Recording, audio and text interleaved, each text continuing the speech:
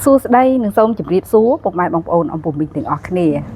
អាហារពេលព្រឹករបស់នាងខ្ញុំថ្ងៃនេះគឺមានផ្លែម្នាស់មួយនិយាយទៅនាងខ្ញុំចូលចិត្តបរិភោគផ្លែម្នាស់ណាបើនិយាយពីទឹកដមវិញនឹងផ្អែមត្រជាក់ចិត្តតែម្ដង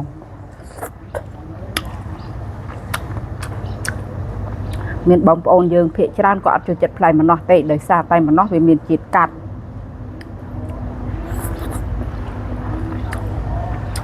ហើយវាមានភ្នែកច្រើនពិបាកនៅពេលដែលយើងចិត្ត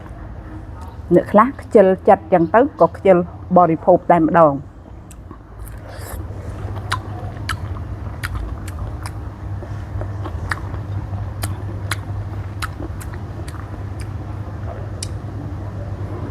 ទឹកដមមហាសែនទឹកដមតែម្ដងនិយាយទៅនឹងខ្ញុំចូលចិត្តបរិភោគណាស់បើយើងញ៉ាំនៅពេលព្រឹកចឹងវាជួយសម្រក់គីឡូបានថែមទៀត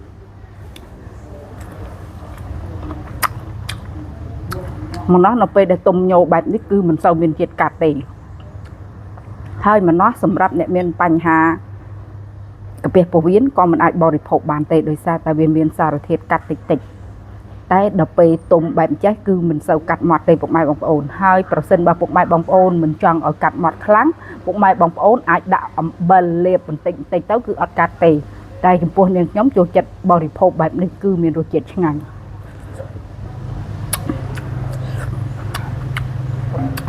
ចំពោះផ្លែម្នាស់យើងមិនត្រឹមតែអាចបរិភោគវាបានយើងក៏អាចយកទៅស្លបានច្រើនមុខថែមទៀតផងជាពិសេសគឺម្ហូបមួយមុខគឺខ្ទិះម្នាស់គឺឆ្ងាញ់ណាស់ពុកម៉ែបងប្អូនយើងស្លខ្ទិះជាមួយនឹងឆ្អឹងជំនីជ្រូកគឺថារសជាតិមហាសែនឆ្ងាញ់តែម្ដងហើយយើងក៏អាចយកវាទៅឆាជូរអែម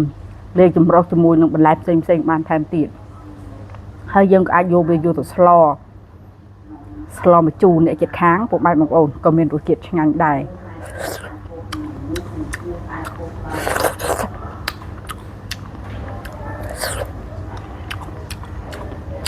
ឆ្ងាញ់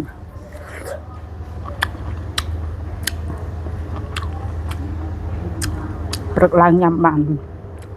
មួយចំណិតក៏ល្អសម្រាប់សុខភាពដែរមកទឹកដមផ្អែមត្រជាក់តែម្ដង